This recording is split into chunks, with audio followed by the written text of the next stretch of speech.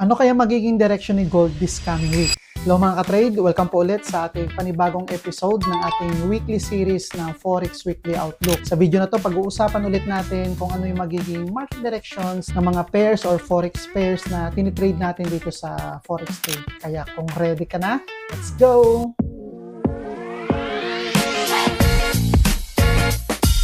So, punta ulit tayo dito sa ating economic calendar. Yung ginagamit natin is myfxbook.com. So, kung gusto mong explore din, meron pang isa, yung forexfactory.com.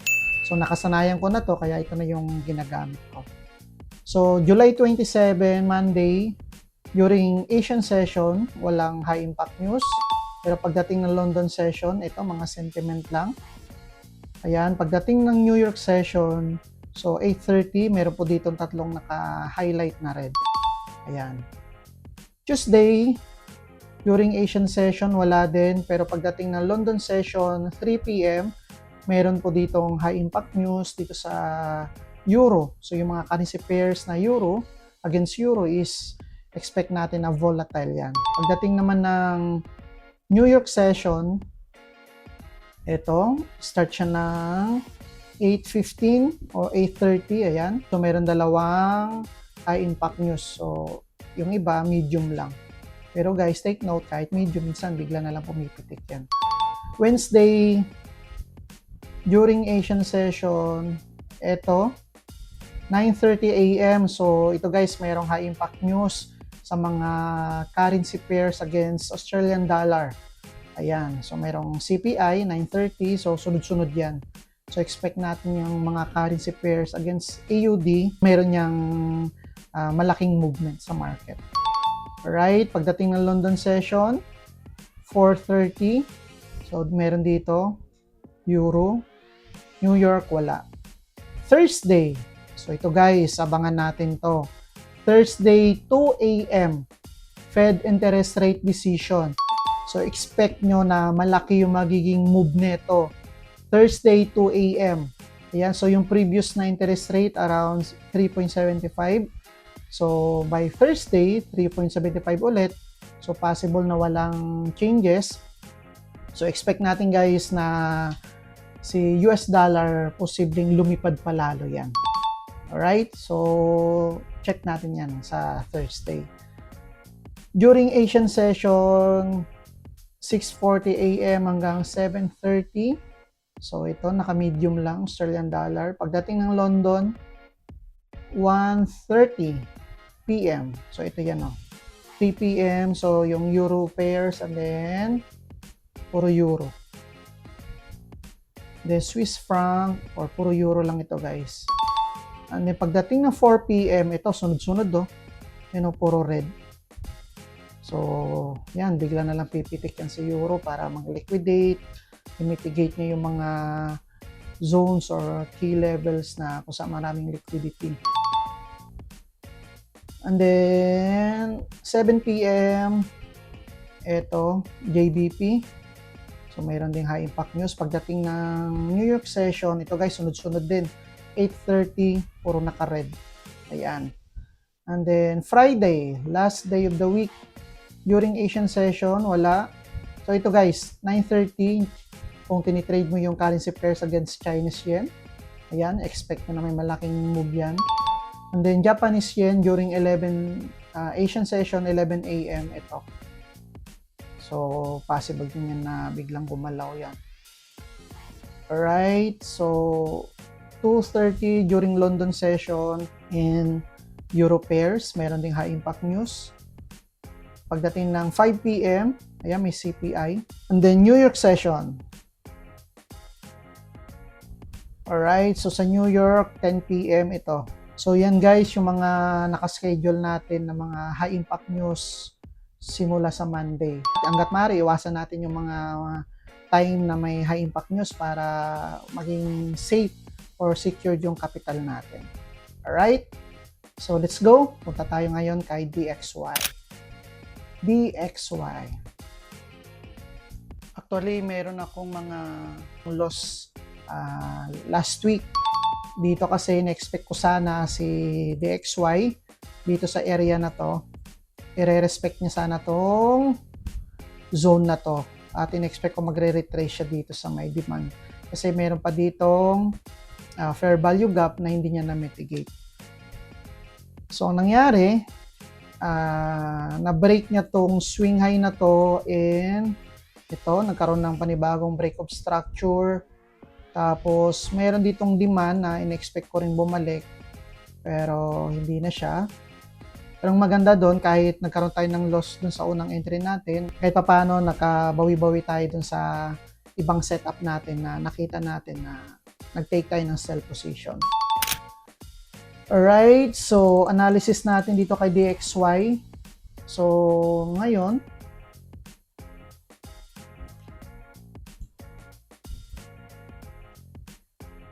so last week, in-expect ko sana na i-respect niya tong supply na to kasi meron pa ditong daily fair value gap at demand na hindi niya pa na mitigate. Pero ang nangyari, dumiretso-diretso siya at na-break niya tong previous na swing high na to. And may natitira pa ditong maliit na fair value gap. Ayan. So, possible na balikan pa yan ni market. Okay? At i-mitigate niya tong demand na to para sa long position. Pero if ever na hindi niya balikan yan, so possible na i-break niya tong swing high na to. So far bullish si market. And sa 4-hour time frame, meron pa ditong mga, delete natin itong brush na to. Oops. Sa 4-hour time frame,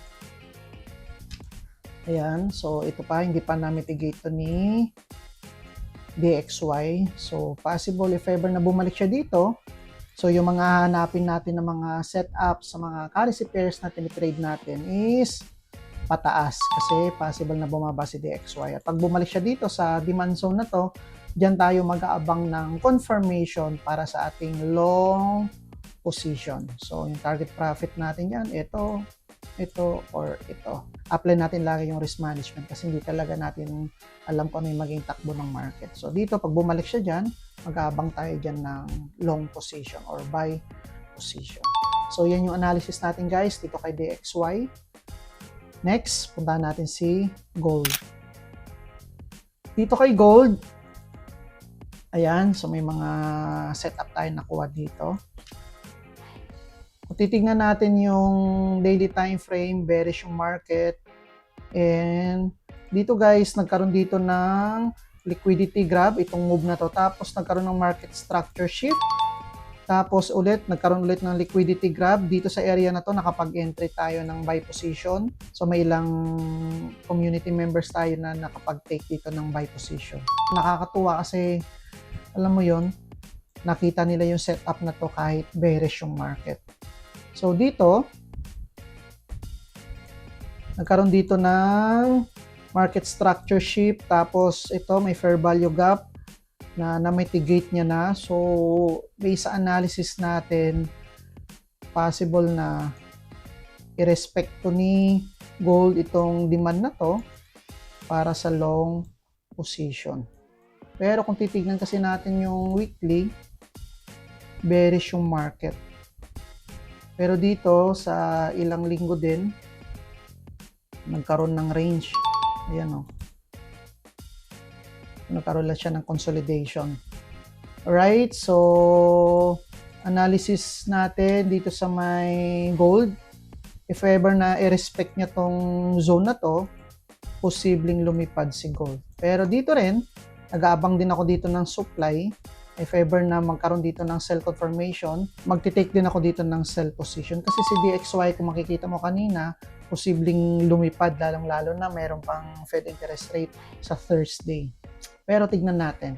So, dalawa yung POI natin dito. It's either ito for long position.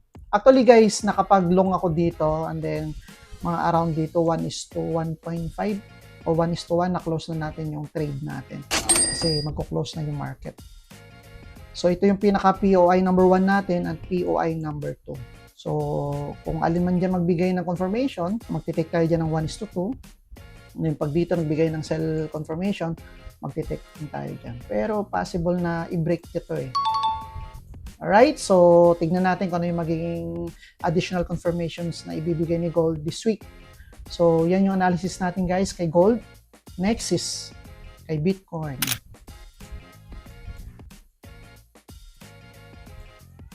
Ayan. So, ito yung pinaka-supply.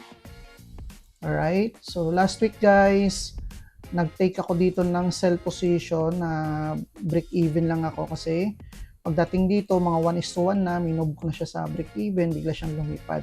Ngayon, bigla na rin siyang pababa. So, possible na ma-break niya to.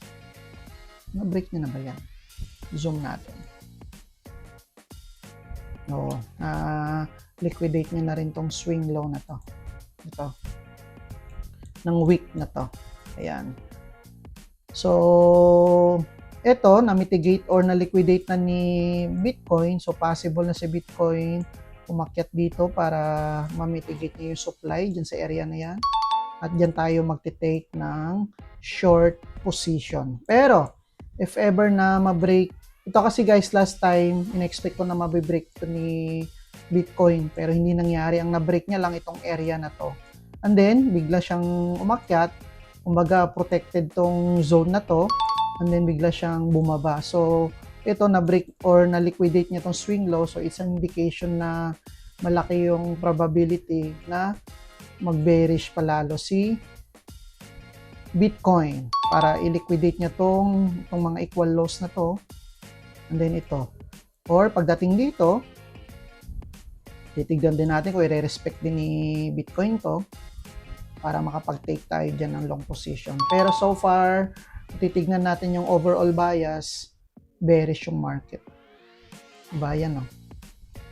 Alright, sa ngayon, nagre-retrace back na siya paunti-unti. Pero, nangyari, ni-respect niya tong order block. At, delete natin guys. Dami natin drawing.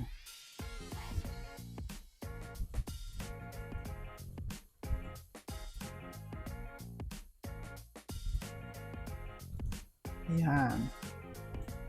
So ito, kahit pa paano na-break niya na tong swing low na to, itong low na to, and then hindi niya na to na-break. So nagkaroon dito ng market structure shift. So ibig sabihin, isa sign na posibleng magbago na siya ng direction pababa. So tignan natin sa 4 hour. Ayan. So may mga zones dito na posible niya pang balikan. Alright? Based sa analysis natin guys, si Bitcoin, possible na maging bearish siya. So, titignan natin kung ano pa yung mga additional confirmations na ibibigay niya starting Monday. So, yan yung analysis natin dito kay Bitcoin. Alright? So, next, punta tayo ngayon kay Euro USD. So, dito ako nadali last week. In-expect ko sana na bumalik pa siya dito sa may supply zone. Ayan, at may fair value gap pa dito. Alright? And then, nagbigay kasi siya dito ng confirmation eh. Kahit paano, meron dito market structure shift, tapos ito pa. Pero weak lang to, kaso hindi siya totally valid. Pero kung solid candlestick sana yan, kahit paano madagdagan sana yung confirmation natin. So dito, sa 4 hour, in-expect ko sana na itong demand na to. Kasi nagbigay siya dito ng confirmation, no? Ayun, nagkaroon ng market structure shift. Tapos nangyari, may entry ako dito, bigla naman dumiretso pababa. Alright, so ngayon, nangyari, na-break niya tong swing low na to. Ayan. So, possible din na mag-bearish lalo si Euro USD. Kung na-break niya sana tong area na to, then ito, so magandang confirmation sana yun para sa long position. Pero ang nangyari, bumaba. So, ito isang indication or magandang confirmation na magiging bearish si Euro USD at i-liquidate niya itong swing low na to. Ito. Ayan. Kasi kung titignan natin yung overall bias, ito, madami-dami yan guys. Ito, possible na ma-break na yan. Okay, so mahaba pa yan. So far, analysis natin dito kay Euro USD. So, possible Monday, Tuesday, Wednesday, ma-liquidate niya to. Pero, pagdating ng Thursday, kasi sabi ko nga, mayroong Fed interest rate, posibleng lumipad si US dollar or posibleng bumulusok. If ever bumulusok yun, so pipitik ngayon ang mangyayari kay EURUSD para i-mitigate niya tong zone na to na hindi niya pa nababalikan. So far, ito yung possible na target profit natin. So yan yung analysis natin guys dito kay EURUSD. Next, dito naman tayo kay JBP USD. So ganun din, may trades din ako dito na loss. Na-expect ko rin sana na i-respect niya to. Dito kasi kahit paano meron siyang hindi totally valid na long confirmation. Pero nag-take tayo dyan kasi ganun talaga. Take risk, di ba? So nga, ang nangyari, bumaba. Alright, so ngayon, na-break niya na tong swing low na to. Ayan. So dito guys, mayroon pang maliit na fair value gap. Ayan o. And then, ito pa, may fair value gap pa na maliit. So, isa yan sa magiging POI natin. Ito, POI number 1. Then, or, ito magiging POI number 2 natin. And then, itong POI number 1. So, if ever na i-mitigate to ni JBP itong area na to, dyan tayo mag-aabang ng sell position para ito yung take profit natin at ito, possible din na i-liquidate yan. Pero malaki din ang posibilidad na balikan niya pa to eh. So far, nagkaroon dito ng break of structure, tapos ito, na-liquidate niya tong previous na swing low, tapos sa 1 hour, tingnan natin.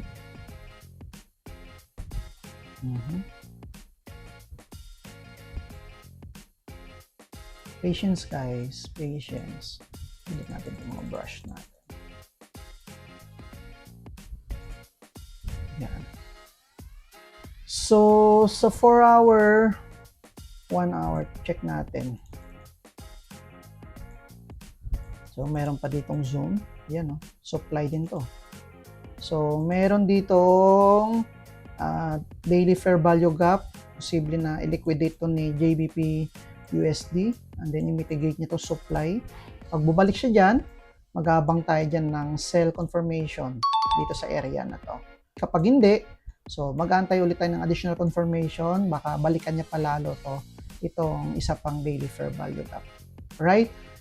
So sa ngayon, wala pang magandang or clear na confirmation si JBP USD. So by Monday or Tuesday, mag-aabang pa tayo ng mga additional confirmation. Pero ang analysis natin ito kay JBP USD, bearish yung market. Alright? So yan yung analysis natin dito kay JBP USD. Punta naman tayo ngayon sa pinaka-last na pair natin, itong AUD USD. So dito guys, meron akong actually meron ako ditong naiwang entry kasi may magandang setup siyang binigay at confirmation. Ito, supply. So nag-take ako dito ng entry. Yan, sell position. And ito yung possible na take profit ko at ito. So, tignan natin by Monday kung aayon si market sa setup natin. So, ngayon meron akong open na entry dito at may floating ako na profits dyan. So, sa daily time frame, bearish yung market. Nagkaroon dito ng supply. And then, nag-retrace back dito sa area na to. And then, dyan tayo nag-abang ng confirmation, which is nagbigay siya dito ng confirmation at nag-take ako dyan ng sell position. So, sa 1 hour, hindi agad kasi nakakancel tong pencil eh. Yan. Sa 1 hour, ayan. So, nagkaroon dito ng liquidity grab. Tapos dito, nag-iwan siya dito ng fair value gap sa area na yan. So, dito tayo nag-entry. Dito, meron na akong alos 1:1.5 or 1:1 na profit dyan. Okay, so ito yung possible na target profit natin at saka ito. So, kung titingnan natin yung overall bias, bearish si market. Pero sa last week na Forex Weekly Outlook natin, diniscuss ko doon na posible niyang i-respect to. Which is, kahit paano ni-respect niya itong demand na to. Yan o. Diba? Tapos umakyat. Pero kung titingnan mo kasi itong bias na to, bearish yung market. And then, nagkaroon ng displacement, bumalik. At syempre, ang strategy na ginagamit natin, simple lang naman, supply and demand na may halong smart money concepts. So dito, nagbigay siya ng confirmation at nag-abang tayo dyan ng confirmation at nag-take tayo dyan ng sell position. So possible na i-take out na itong mga liquidity na niya.